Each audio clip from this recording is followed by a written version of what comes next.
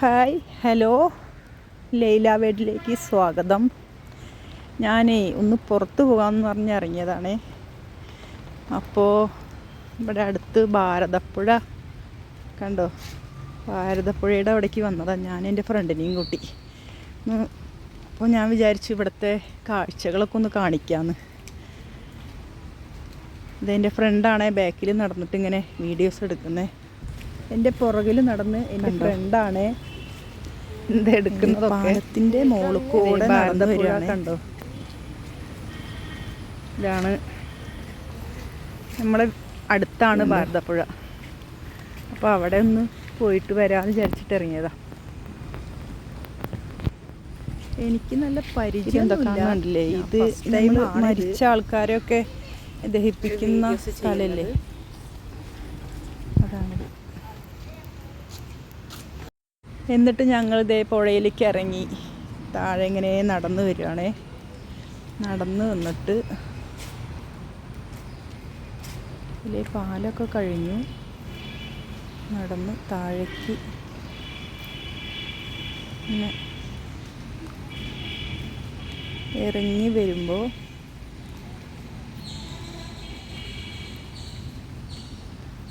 കണ്ടില്ലേ, അത് കണ്ടില്ലേ, അതിൻ്റെ താഴെ കൂടെ റോഡ് പോകണ കണ്ടില്ലേ. അത് കൂടെ പോയാലാണ് കാഴ്ചകളൊക്കെ കാണാൻ പറ്റുന്ന. ഇത് കണ്ടില്ലേ, ആൾക്കാരൊക്കെ അവിടെ അല്ലേ. ഇപ്പോൾ ഒരു ആംബുലൻസ് വന്ന് നിൽക്കുന്നുണ്ട്.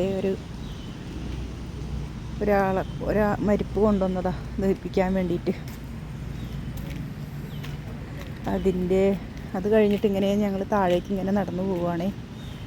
റോഡിലേക്ക് ഇറങ്ങി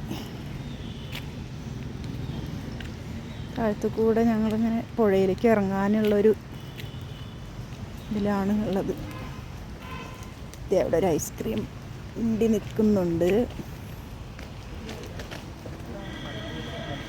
പിന്നെ ഇത് കണ്ടോ പുഴ. ഞങ്ങളിവിടെ മണലൊന്നും ഇരിക്കാമെന്നൊക്കെ വിചാരിച്ചിട്ടായിരുന്നു രണ്ടാളും കൂടി.